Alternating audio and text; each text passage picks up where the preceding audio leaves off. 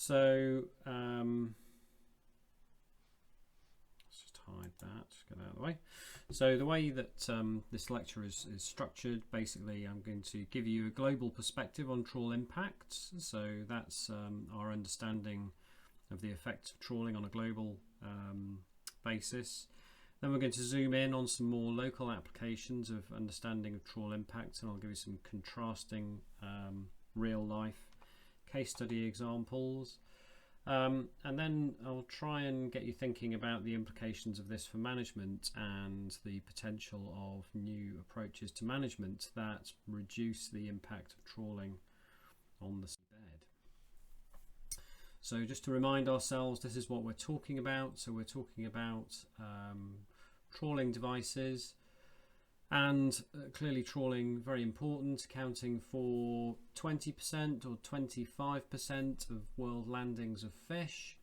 So it's not as if we can turn off this type of fishing activity without having a major impact on food supplies to the world. But in addition to the many ecosystem effects of trawl fishing, of course, impacts on the seabed are one of the key issues. And particularly also now, actually, in the context of thinking about things like disruption to carbon stores in the sediment itself, and also organisms that are responsible for sequestering carbon and locking it into the seabed. So one of the important things to do when you're initiating a program of research is to try and focus those activities by understanding what the key knowledge needs are in order to inform best practices. And the way we did this was to undertake what we call a prioritization of knowledge needs exercise, which was targeted at trying to get people identifying for us what the key issues were in this context. And so the reason for the picture with lots of authors on it is that you need to necessarily engage with a wide range of different stakeholders so that you get a broad and representative opinion of what really matters. And this is the type of thing that emerges from that. So basically, I think in that particular exercise we had something like 108 different knowledge needs that were proposed by people, and then you filter these down, and through a sort of an iterative process you arrive at what the sort of top ranked most important knowledge needs are considered by the broader stakeholder community. So in this table what you see are a selection of those knowledge needs which are relevant to the bottom trawling issue with their rank number. So the one at the top there was actually ranked number 3. And these are the sort of issues or questions, if you like, that people come up with. So let's just look at that knowledge need. So the question here is, what are the relative benefits of spatial management? So in other words, the use of marine protected areas or other spatial closures to constrain the trawl fleet footprint, as opposed to using trawl effort or technical, which means modification of fishing gear controls. And how can we evaluate the outcomes of those using different combinations of those management measures? So in other words, you don't just have to use a marine protected area. You might have a marine protected area, but which is a bit more nuanced or sophisticated, that also has gear restriction measures imposed within it as well. The other one that I think is interesting that I draw attention to here is the one at the bottom. So this was ranked number 24. What are the economic costs and total environmental impacts per unit value of fish caught? And how does this compare to other gears and practices? Now that's important because that's actually providing an objective benchmark against which we can compare the environmental but also economic costs and benefits of different types of fisheries. So for example, static gear fisheries like crab and lobster potting are often held up as being more environmentally friendly. But actually, if you look at their greenhouse gas emissions, and their greenhouse gas emissions in relation to the amount of food produced from those fisheries, actually their performance is extremely inefficient compared to trawl fisheries. So in other words, they're doing a lot of steaming around the sea, but they're not actually providing very much food, because actually, of course, what they are doing is they're targeting a luxury food product, so it has a high economic value per unit landed, but from a societal point of view, it's not providing you and I with very much food to eat. So setting those sort of questions is very important, because it helps us focus the outputs of our science that we develop, and helps us to frame that science, because there, of course, there are many sort of modelling exercises we can do with data, but it helps to have a good focus for those activities. So let's think more closely about the footprint of trawling, and this is a really important consideration. Now, so here are some example maps of different parts of the world. So we've got Alaska up here, South Africa, so the west coast of South Africa and Namibia, in a region of the South Benguela current system. Down here we've got New Zealand, and over here we have, this is the Gulf of Carpentaria in the north of Australia. There's rather square shaped looking embayment there. So Darwin is somewhere up here in the north. Now what we've actually done here is we've managed to get data for the distribution of fishing activities for the marine areas shaded in blue. So if you like, that's the extent of the area for which we've gathered together data on fishing activity. And then we've projected that fishing activity in terms of its frequency and intensity in a spatial sense. So in other words, the red areas that are coloured in show you where trawl fishing is actually occurring. But we've done it at quite a coarse resolution. Now, there was a paper published in Science back in 2018, I think, the Kreutzmer paper, and they presented their data at this spatial scale. And what they actually did was they basically said, if there's a fishing event in an area of sea so big, which was many thousands of kilometres squared, then basically we assign to that area the status that it has been fished, irrespective of how intensive that fishing activity was. So in other words, even if a trawler just dipped a toe into that area, it was counted, they counted that area as having been fished and impacted by trawling. Now that's problematic, because that presents a very distorted and overly pessimistic view of where human activities are occurring in the sea. So what you see for these four areas is that you see for the marine area shaded in blue, you can see a large proportion of that area is impacted by trawl fishing on the seabed, and in the majority of cases far more than half of the area in question is impacted. Now, if you look at the data at its true resolution, so in other words using the highest resolution of accuracy that you have available to you, then here you've got the same marine areas shaded in blue again, but you can see that the footprint of trawl activity then shrinks. So that is very important, because what that shows us is how essential it is to have highly accurate data if we truly want to know what the footprint of fishing on the marine environment is.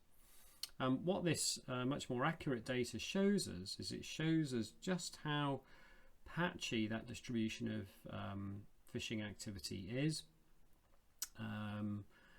and you know, with fairly large areas in some cases affected by fishing, and then sort of discrete patches of areas affected by fishing, but then equally importantly large areas where no trawl fishing is actually occurring, and so effectively in the areas which are shaded in blue, these areas are, if you like, if you went there, you would expect to find the seabed in its sort of normal pristine condition, i.e. in the absence of human impacts in those areas. And you can see in terms of proportion of area affected, that shrunk very considerably indeed. So we basically we did that for 24 large marine areas for which we could get data around the world. So this type of positional data of where fishing is occurring is quite sensitive because of commercial confidentiality. Governments hold this data on behalf of their fishing fleets, and they don't always want to share it. So the reason that we have sort of patchy coverage, if you like, for example in Europe, is that Spain and France don't like to share their data, but we do have that data for Italy, for example, and we also have that information for the Aegean Sea and the Adriatic Sea. We have it for Alaska, Argentina, Australia, New Zealand, and also South Africa and Namibia.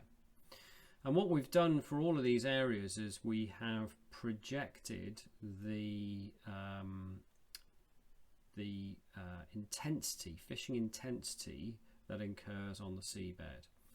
So what the pie charts show you is the proportion of these marine areas which are bounded in by the black lines, and we're looking at seabeds between naught, so the shoreline, down to 1,000 meters.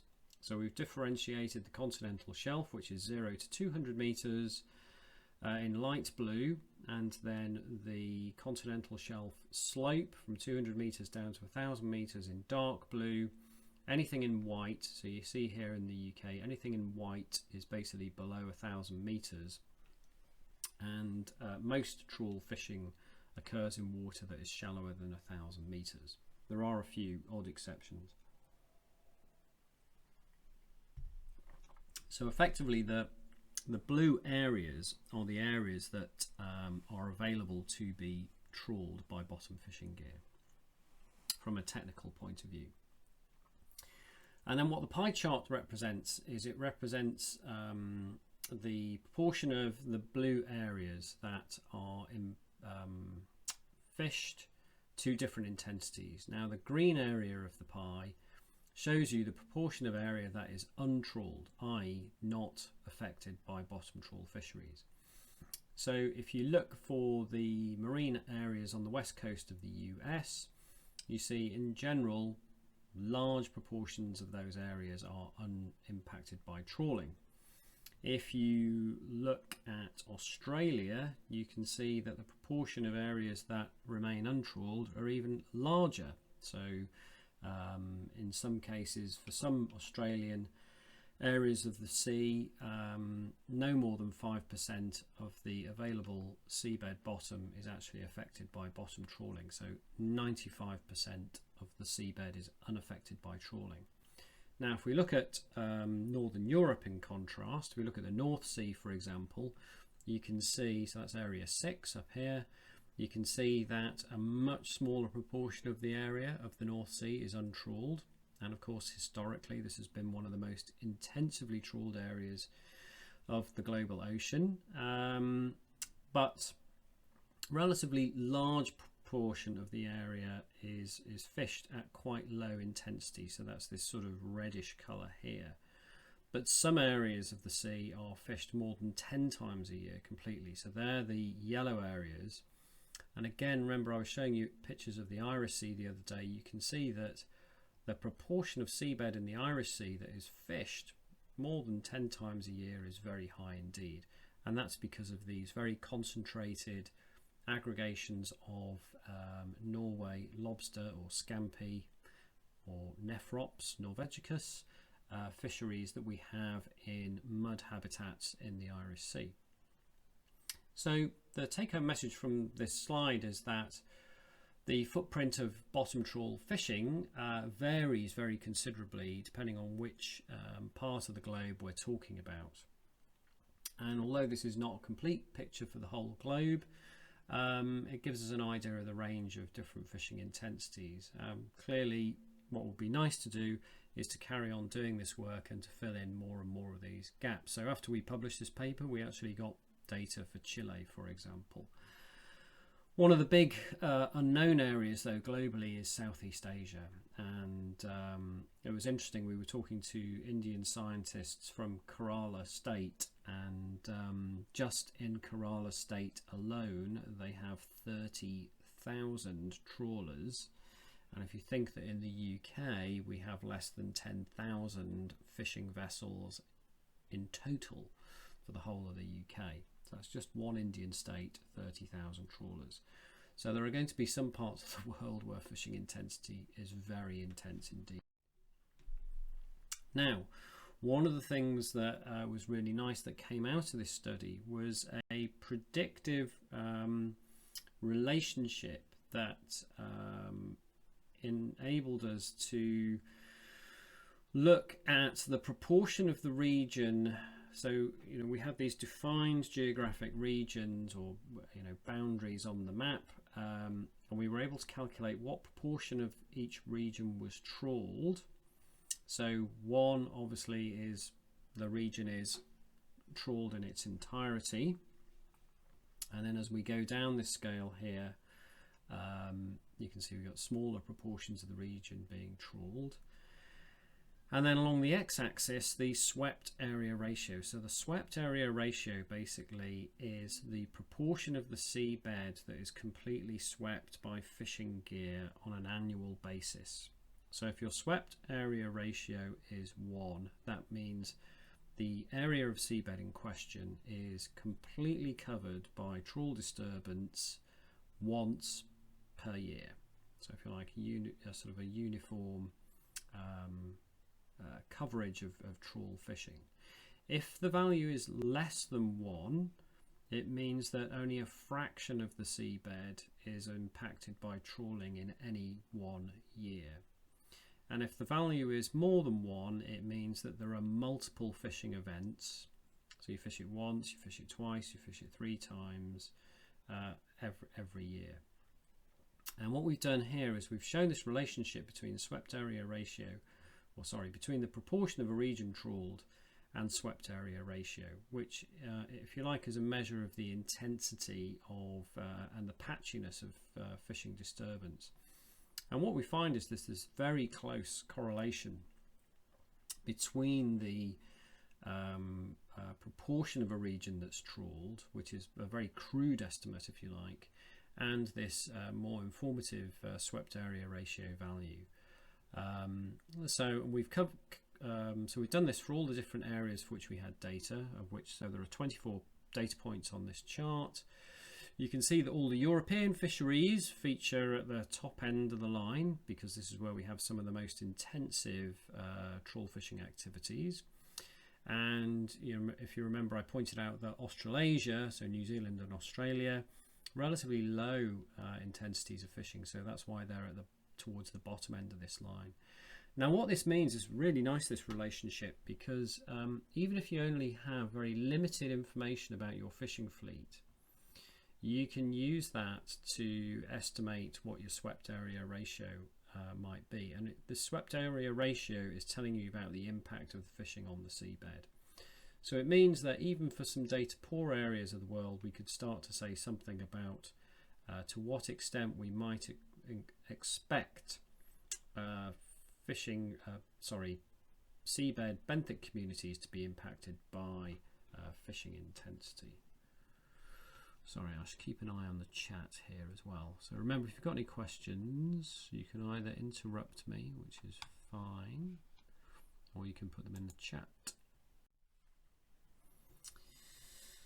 So we've talked quite a lot about how trawling affects seabed, and at the time when we sort of did this piece of work, this area of knowledge has increased, and the number of published studies on trawl impacts are now so numerous that we're able to actually compile evidence from both experimental studies and comparative studies. So an experimental study, so this is where I cut my teeth as a scientist, is basically where you take a research vessel or you rent a commercial trawler and you go to sea and you deliberately fish areas of the seabed with known intensities. So this is an area of seabed. It's about 3.5 kilometers long, and we trawl these lanes to different intensities of fishing. So we trawled up and down this lane 10 times and this one 20 times, and we fished lanes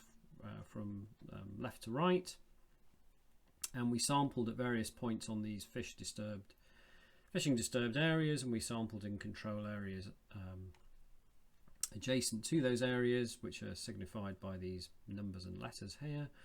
So these acted as our control areas. So effectively what we did was a before after control impact experiment. So very carefully manipulated with a known level of trawl intensity, and very useful for quantifying, you know, how many animals are killed by trawling instantaneously. But experimental studies, while they're very useful and they're very precise, are limited because they don't represent the true spatial scale at which fishing happens in the sea. So if you think about it, although these fishing corridors, if you like, they've been carefully manipulated, they're quite narrow, you know, in the context of a true trawl fishing ground. And what that means is that animals can recolonize those areas really quite quickly. So you might get a distorted or biased or overly optimistic estimate of recovery rates. In contrast, comparative approaches, where we take a map of the distribution of fishing intensity at sea. So here's the North Sea, this is Scotland, here's a study area with some sample locations in it. This is a distribution of trawl intensity across the area, so we can see high fishing intensities in this part of the diagram here, lower fishing intensities in this part of the diagram here. And what we can do is arrange our sampling locations such that we cover a range of areas which have been fished to different intensities of trawl disturbance, and it's all been done by the commercial fishing fleet over a number of years.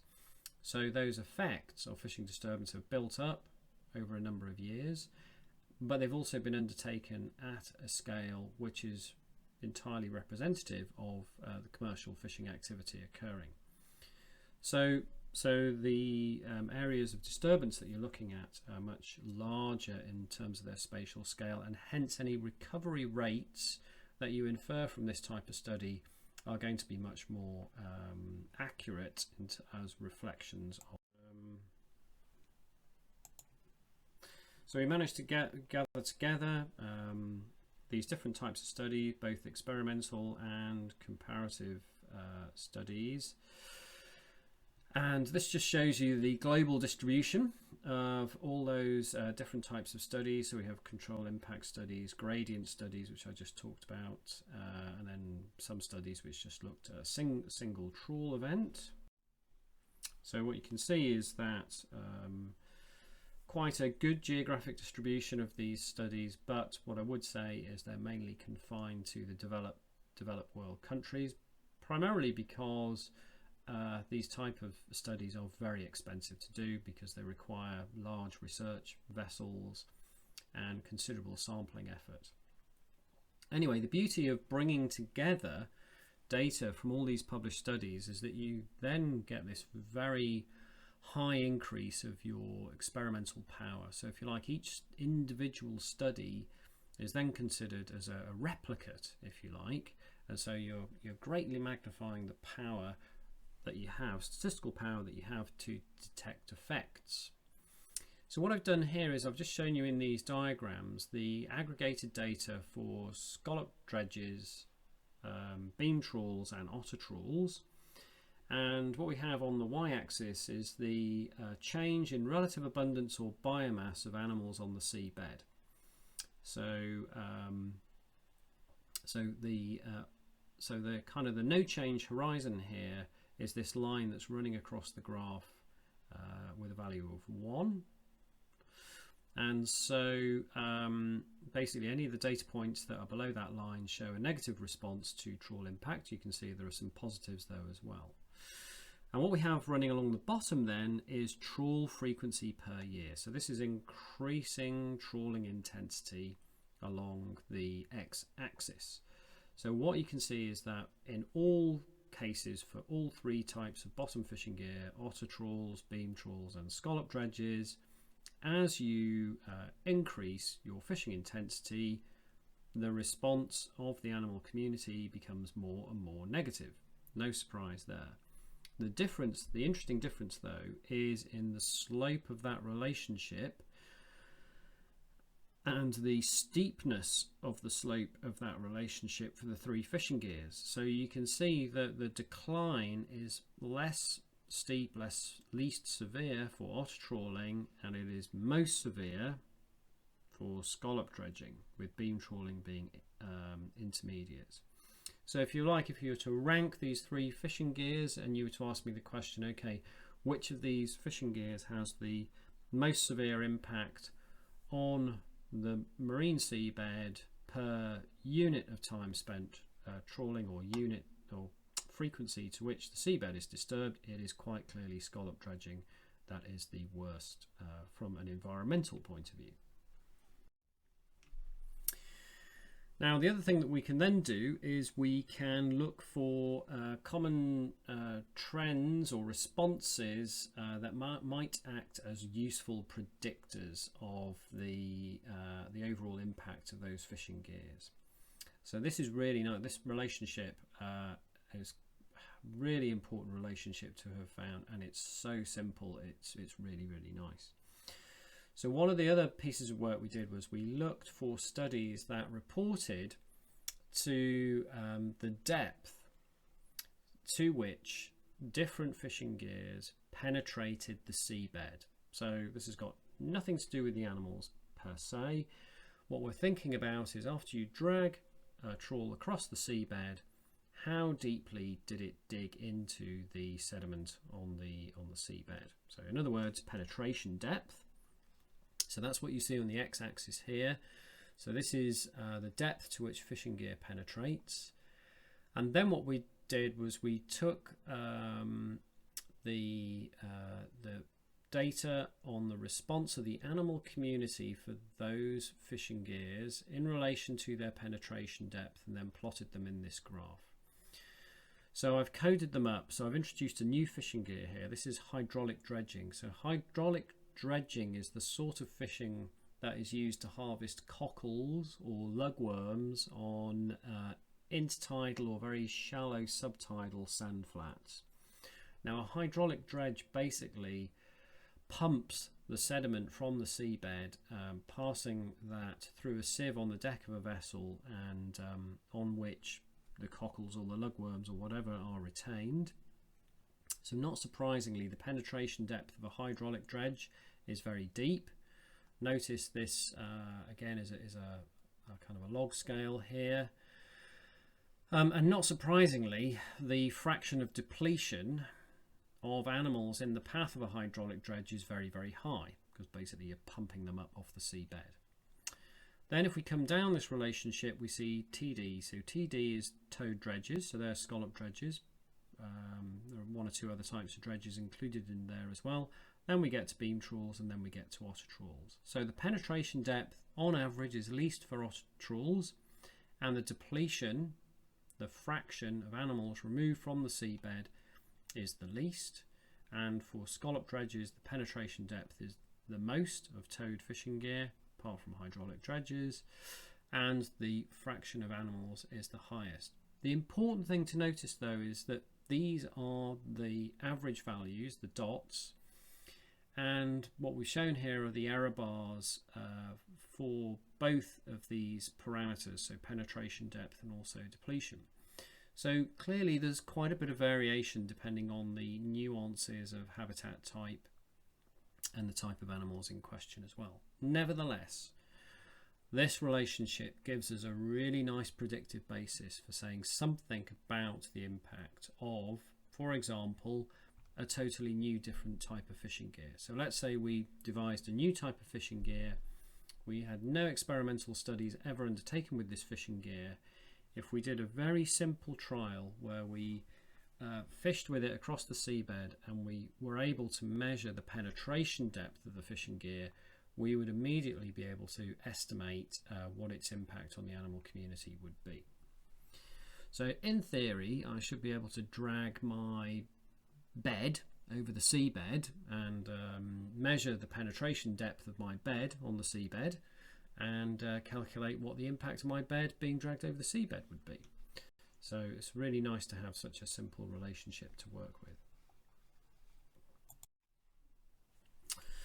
Now so that last graph related to the instantaneous, the immediate effect of the trawl disturbance, so the physical disruption. Now the other part of this equation that is very important is what happens immediately after that initial disturbance. So in other words, how long does it take for the animals that have been disrupted to recover? So, and what we find is that you can predict recovery rate in terms of the abundance and biomass of organisms based on the longevity of those organisms. In other words, how long they live for. And that is what is shown in this panel on the right here. So what we see, so each of these different lines relates to an animal with different longevity. So we have longevity, short-lived animals, basically the red line, and long-lived animals, so animals that live for more than 10 years in this dark blue line here at the bottom.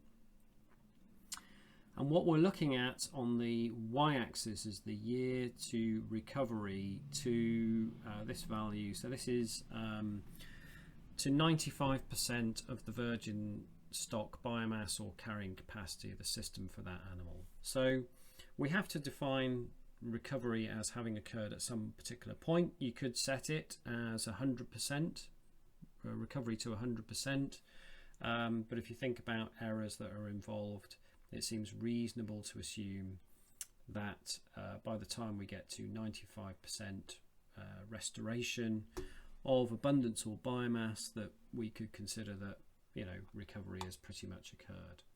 So this is years to recovery. So basically, as we go up this axis, the time to recovery gets longer and longer and longer. And you can see, not surprisingly, that it is longest or has not actually occurred for the longest lived animals. So it's things like Arctic or Icelandica. Whereas for very short-lived species, like these little caprellid amphipods in my photograph at the bottom here, they have very fast life histories, don't live very long at all, they're extremely fecund, and you can see that their recovery slope is very steep and rapid, so that we know that they're going to recover very quickly. So in other words, habitats or environments that are dominated by these short-lived, fast-growing species will recover from disturbance fairly quickly.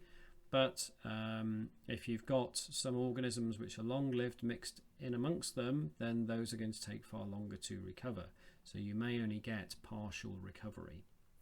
Now, knowing the instantaneous depletion, so what's what we call D, so D for depletion, and knowing that longevity is related to recovery times, allows us then to calculate in a spatial way the extent to which different seabeds are impacted by trawling, or it enables us to calculate what we came to term the relative benthic status.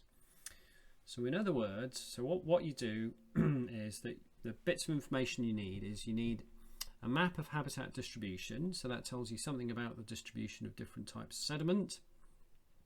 You need to be able to overlay on top of that a map of fishing effort, So which shows you the areas which are not fished, the areas which are fished intensively. So you see that little red blob in the middle there, that's an intensive patch of fishing.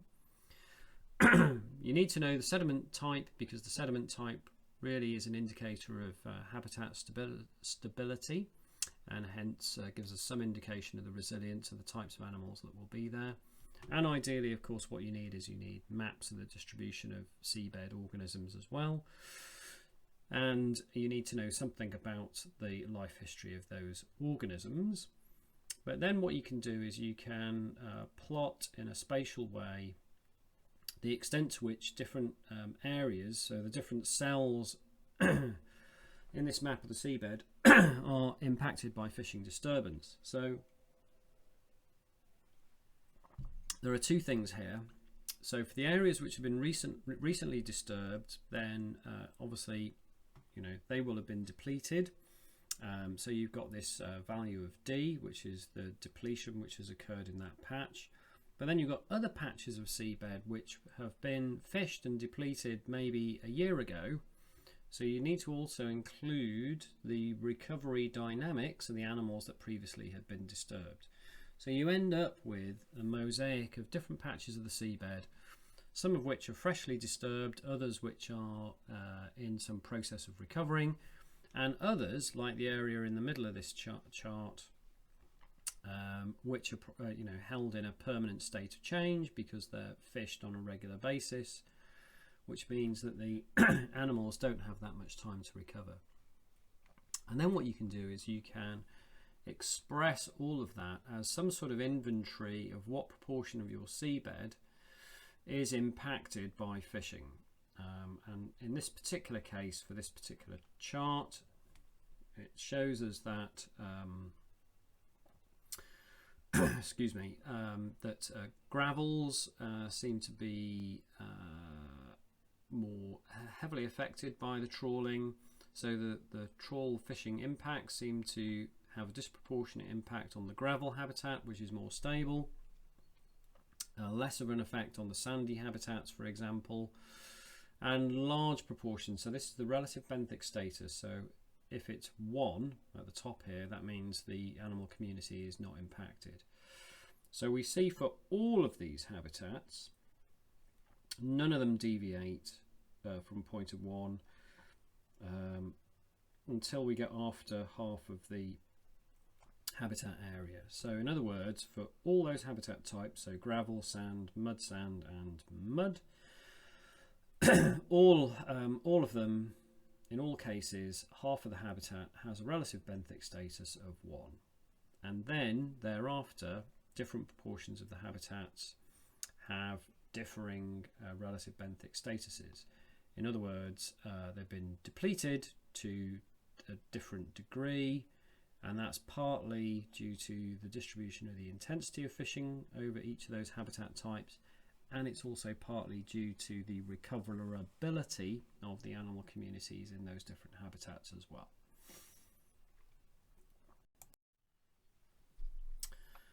Okay, so I'm just having a look, and we're kind of coming to the end of this lecture. So I'm going to go into, so tomorrow morning what I'm going to do is I'm going to move from this kind of more global perspective to a more local perspective. So we'll start looking, we're going to have a look at an example from Lyme Bay, which is interesting because it's dominated by long-lived species, and a nice long timescale study that I was involved in doing there with a couple of MSc students and various other colleagues, and it just shows, you know, the power of having the predictions of the recoverability of these animal communities at your fingertips, and that helps to inform conservation and management measures. So I'm going to stop there. Does anybody have any questions they'd like to ask at this point?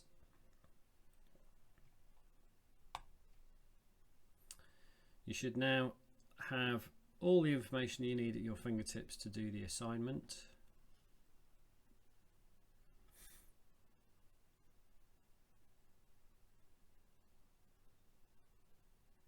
Everyone seems quite happy then. Good. Okay. All of the lectures, by the way, How long that kind of a huge study? Ooh. So can you be, Catherine, can you just be a little bit more specific? You mean all of the work that I talked about in this lecture, you mean?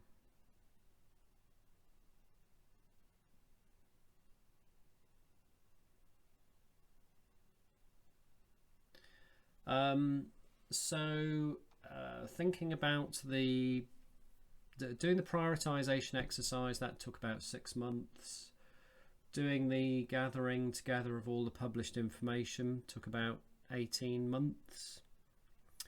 And obviously we're using data from other people's experimental studies, so each of those studies would have taken several years, more than likely.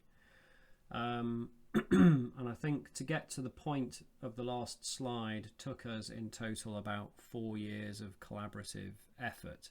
But that's not 4 years working on the project every single day. That's 4 years on and off, but a very big team of experts from around the world. We're about, I suppose, a core group of about 12 of us who were involved in that. So yeah, quite a long build up to this work.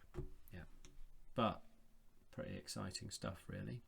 But it does also show the power of working with people across the globe.